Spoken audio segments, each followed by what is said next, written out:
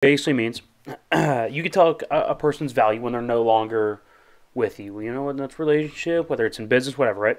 If this isn't Brian Daboll and the Buffalo Bills, I don't know what is, right? So you see a person's impact two ways, right? Whether it's player, coach, executive, whatever. By how they do at their new job, obviously, right? That makes sense. You do a good job or not.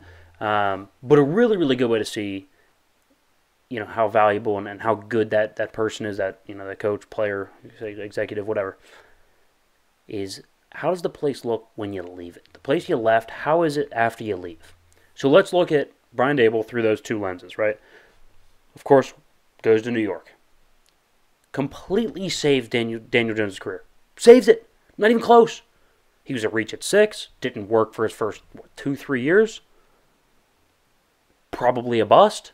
Might get a contract now. Saved a career. Made them viable. They go from 4 to 10.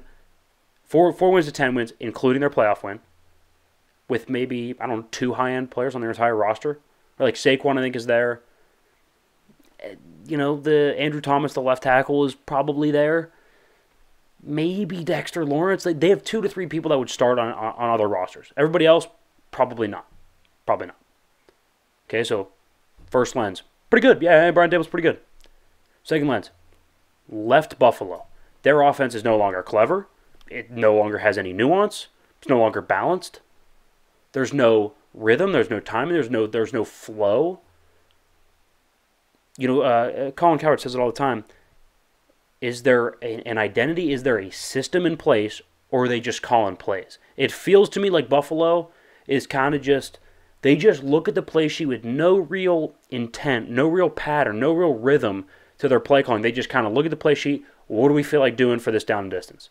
There's no setting things up. There's no rhythm. Like, for example, you can kind of almost see Kyle Shanahan baiting the defense, right? Defense obviously is going to come into the game, depending on what defense they're playing, probably loading the box, right? Which actually is good. Philadelphia-wise does not load the box a ton. Matchup-wise. But anyway, if they don't load the box a ton, he's going to run the ball. You're going to start to creep up a little bit. And then small play action. Then run the ball. You creep up even more. Big player at the top, right? You can see him setting things up with formations, with motions. To me, it just looks like it's line up and go. Right? It doesn't look like there's a scheme really in place. It's just, hey, Josh Allen's a specimen. He's going to connect with another specimen, Stephon Diggs. That doesn't work. Josh, you might as well run. That's it. That's the plan. That's not a good plan. It's not. The plan shouldn't be, hey, let's hope it works, cross our fingers. Good Lord, in a snowstorm. First of all, they're Buffalo, and you're in a snowstorm. Advantage? Yeah, it should be. That's your climate. They put up 10 points. 10 points. 10. You want to talk about missing something. Brian Daboll is heavily missed. Heavily. So you start to look at, yeah, Josh is super talented. Yeah, he's got Stephon Diggs. That's great. They have some guys on defense. There's no plan. There's no real consistent execution of whatever plan's in place. And we can sit here and we could blame Ken Dorsey, the offensive coordinator. It's been the same problem with McDermott since he's got there, right? Offensive line hasn't been developed, no run game, no real scheme outside of when Brian Daboll was there. It's been the same problem the entire time with McDermott. This is my argument with Tomlin as well, right? We can keep burning through OCs, and I would argue Canada's not a good one, but we can keep burning through OCs, but at the end of the day, no matter who's coming in, it's still a 3rd and 10 screenplay, right? It's still a 2nd and 10 draw, right? No matter who we have coming in, it's the same issues, right? So we can argue all day long, is it the head coach, is it the OC? Does the issues, the same exact issues, do they transcend offensive coordinators? Pittsburgh, yes. Buffalo, yes. And so my point with Buffalo,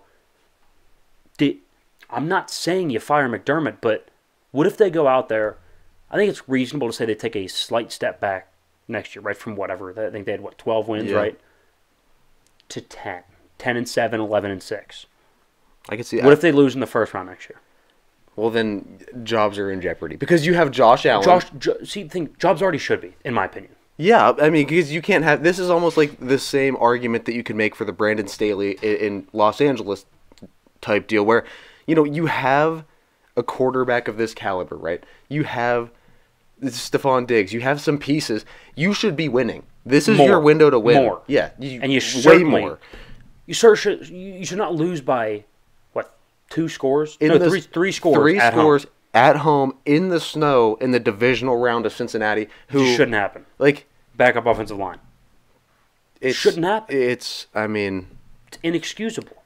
it is inexcusable. They need to start looking to make a change. And if the same problem occurs next year, then you already see the pictures, right? You've seen the memes.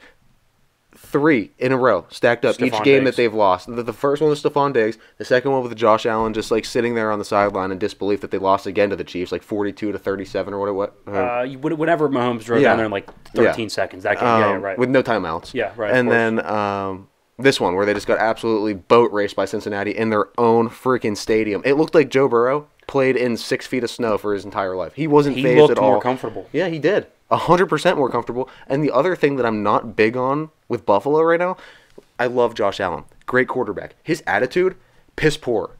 As soon as one thing goes not his way, he it can get shuts tough. down. It's tough. I mean, like, dude, stop running your mouth at some points. Like, yeah, sometimes Dig- you're going to get Diggs hit late is- out of bounds. Diggs is running his mouth, too. Look, sometimes you're going to get hit late out of bounds. I'm sorry. When you're going for the pylon and the linebackers come the other way on an angle tackle, you're going to get popped. That's no reason to get up and start a freaking fist fight in the middle of a divisional round game and then go cry about it on the sideline. Get over it, I'm not Josh. going to tell you Get you're over wrong. To me, it kind of felt like Luka Doncic. I can't stand watching Dallas Maverick games. I don't watch a lot of NBA to begin with, but I can't. If I do, and I see the Mavs are on, I will not watch it. I can't do it because every single time, I swear to God, I can't. This isn't even an exaggeration. Anybody that's listening that knows NBA knows this is not an exaggeration.